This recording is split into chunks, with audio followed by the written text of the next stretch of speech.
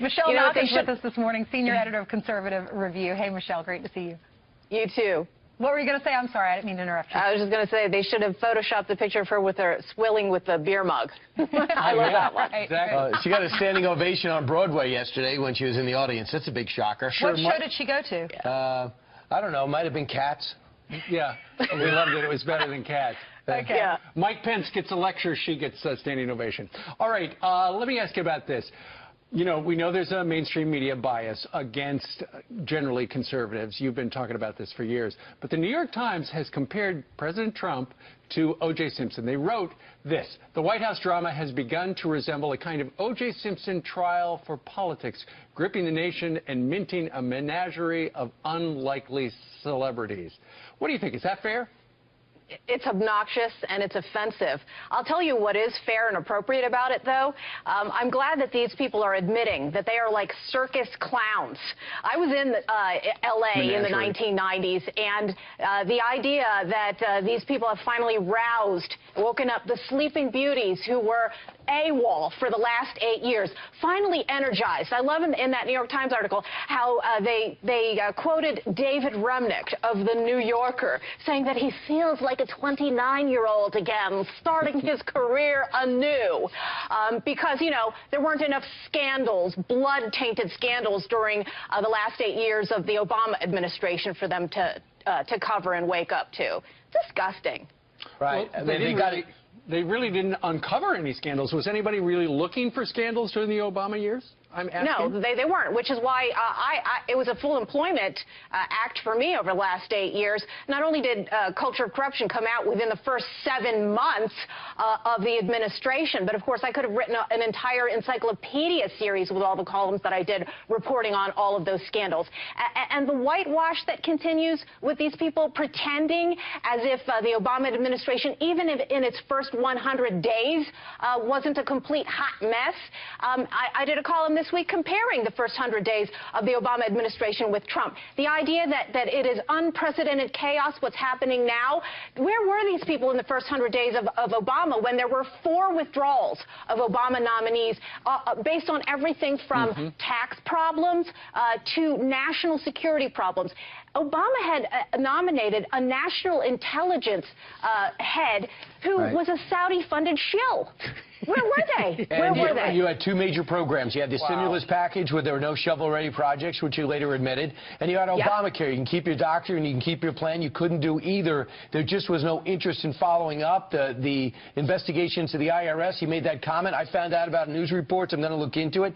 Nobody looked into it after that, and the Benghazi investigation and where it went was ended up being a witch hunt. And you know what? The New York Times, which I call the fish wrap of record, was at the heart of this whitewash conspiracy.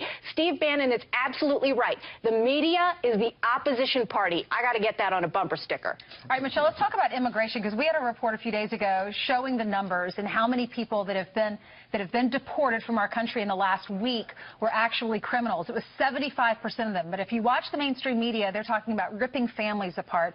There is an immigration lawyer, his name is Robert Malkin, who said that President Trump has a heart when it comes to children. This is what he wrote in the Daily Mail. President Trump, in 2 weeks, has already done more for unaccompanied refugee children than Obama did in 2 years. Democrats who are horrified at Trump could allow President Obama to act in the most unlawful way out of any president I have seen in my lifetime. Do you agree? Yeah, well, what Colgan is referring to is a memorandum that deprioritizes the immediate deportation of unaccompanied minors. And that certainly goes against the open borders narrative that somehow Trump is this so-called fascist who's doing everything he can to rip apart families, et cetera, et cetera. And the open borders lobby, of course, has been focusing on the deportation of a young man who is, according to ICE, a described gang member in Seattle. And this is to point fingers at all of the deportations that are now going on of of so-called DACA dreamers. But it's interesting that even somebody within the immigration lawyers lobby is trying to defend President Trump. And I'm glad for that kind of fairness. You certainly don't get that in the open borders media. He said children are being put in the back of the line to be scheduled for cases, and they're putting everybody else up there. Therefore, he's showing compassion for the kids and families. That's not going to get out there. I think later, after he secures the border and after he gets rid of the criminals, then we're going to deal with the people that are here and haven't violated any laws. We might sooner or later, little by little, get comprehensive immigration reform. Yeah, let me just make one more point, though, because you always hear this open borders platitude about ripping families apart. And the bottom line fundamental question there, though, is whose responsibility is it for the families being ripped apart? There are parents who are making this conscious decision on the other side of the border, either to send their kids over here and have us take care of them, or for them to come here illegally, then have those children. Who bears the burden of that? American taxpayers and the government, or those parents themselves who put their own children at risk? Sure. Great point.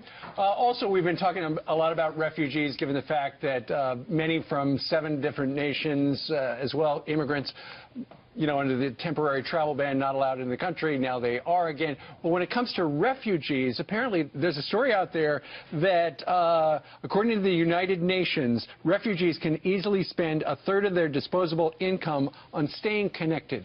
They want more free stuff. They want Wi-Fi. They want connectivity, stuff like that, so that they can.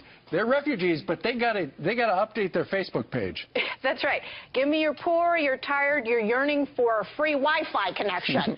And this is happening all over Europe, of course, and it is no joke, the billions of dollars that are now being spent on welfare in places like Sweden and Germany. And, oh, poor Angela Merkel finally realizing, oops, shouldn't have done this, should have taken care of our own people first.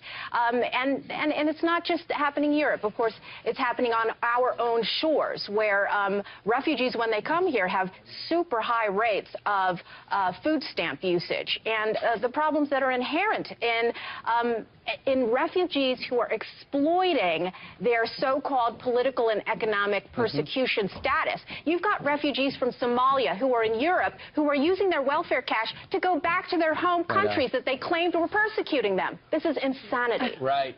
So when do we see your next investigative piece?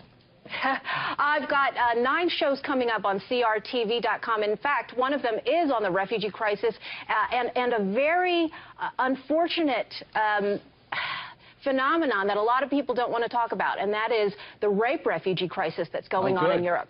All right, and before you go, what do you make of what's going on with the feeding frenzy right now in Washington, D.C.?